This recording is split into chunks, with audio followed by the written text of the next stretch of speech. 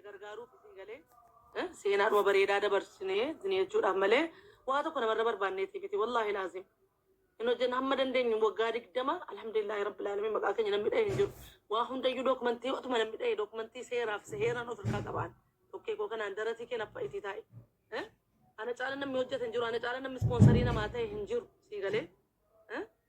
Garuu alhamdulillahi rabbil alamin nama tokko lama hojjete namni wal fixa. Nama 500 ol maqaa kootiin jira namni alhamdulillahi rabbil alamin.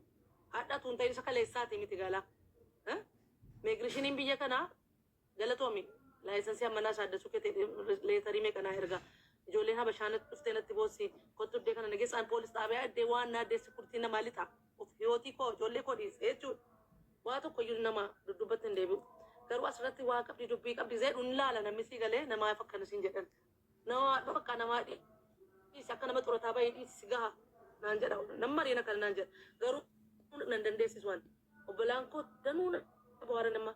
Amma reefin agaye embaasii nama 16 ol nama haqqiinsaa nyaatame nama maddabeeredhanii embaasiin haaraa dhufee ijoolleen risiitii ofirkaa qabdan risiitii Itoophiyaas ta'e risiitii isa kanaas ta'e anas ta'u keessaan na gaafattanii yoo dhabdanii dhaqaan akka sasaati kun mucaan kun isin wajjin dhadhabeera yoo embaasiin ammanaa eegii tokkummaan haasa'uu jalqabe embaasiin illee kanatti qooda fudhatee haqqiin ijoollee miskiinaa haqqiin ijoollee yatiimaa ijoollee sangaa gurgurtee mana gurgurtee wallaahi laazim aslinya tamarte deh kuno embasin ille ya jama tokkummaan nama tokko miti dhugaa rabbi umurii isaa dheeressu rabba duu irraa qabu eenyu ni dhufe waa malee dhufe as keessatti nama iyyaa oolee nama wallalaa oolee asiin waame achiin waame kanaanaan ijoolleen risiitii imaaraat qabdanu risiitii Itoophiyaa qabdanu toofoon bilbilisaa kuno isaa haasofsiisaa embaasiis dhaqadhaa dokumentii qabadhaa ijoolleen amaanaa immoo amantanii mootti kennitanii sammoogaa meemee akka inni ta'u sagalee qabdanii tina softanitu wanta kana qabadhaati haqii keessan deebifadha namarra waa dura waa namarran kaayna inshallah rabbaki nama hunda deebisu waggaa kana moo waggaa gammachuu waggaa riskii waggaa milkii hunda keenya saniif rabba godhu inshallah kanuma jechuudha jedhanii yoon balleessellee afootuna jedha salaamu alaykum bibsu galatoomii bibsu koo galatoomii dhugaa ati bakka si waametti dhufaa jirta hojii kee dhiiftee sitti bilbilee kottu jedhee si waammadhe achumaan dhufta ani kanaaf sitti bu'uun jaalladhu namniyyuu namni immoo namni waa nyaatamee miira tasgabbii hin qabu. Kanuma hundaan waa shakka. Itti dallanini nan hubachiisaa namman danda'e jechuu barbaada. Dawwalee kottu jennaanii hojii kee dhiiftee karaa deemtu dhiiftee konkolaataa paarkii dhaabaa bakka karaa deemtee illee dhufaa jirta waan ta'eef jabaadhu siin jedha atillee galatoomii.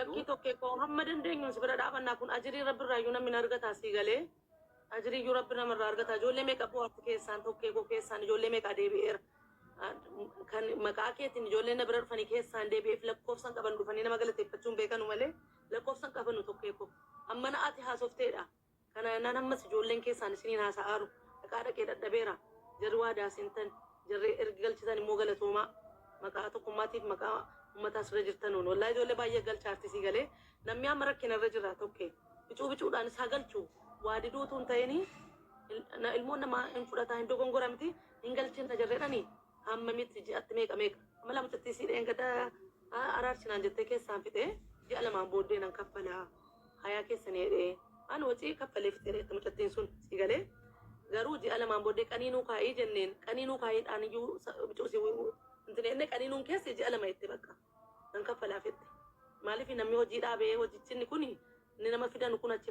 dhaabatee namni warra dheengadda amaarattiidhaa fi oromottiidha gara haasofsiisee waa unan kennaan jette garuu ji'a lama naa kennaa bakka rakkoon hin jiru bakka namicha waggaa tokko eeggatanii miti jiini tokko jiini lama uumaa miti tokke siyaasaan afaan bareedaatiin ijoolleedhaa haqqiina deebi'uudhaaf malee nuun hin barbaannu nama wallaluu namni dadhabeetti miti sii galee eegasuma waraqata ijoollee risiiti ijoolleen mana namaa keessatti dhiiga buhaartu meeqa jirti ijoolleen takka miidiyaan beene meeqa jirti tokko eeggatu argite rabbiin haqqii namaa nurraa habaasu waggaasa kanatti haqqii namaa nurraa bi'ee gammachuudhaan wajjin dabarsina inshaallah aywa obboleetti amma laali warroon nammata akkanatti dhuftu kuni dhugaa rabbii jechama jedhu malee ji'a lamatti kaffalla jedhu malee nama tokkoon kaffalan guyyuma lakkaawwachuuf ofumarra dabarsuufi malee bakka obboleetti dhiisime bakka kanatti jechuudha eenyumaayyuu namanii magalcha jettee namanii yoo rabbummaan harkaa namuma dhuguma rabbi hakkuma ta'e qaaruma ta'e rabbi harkaa baase malee.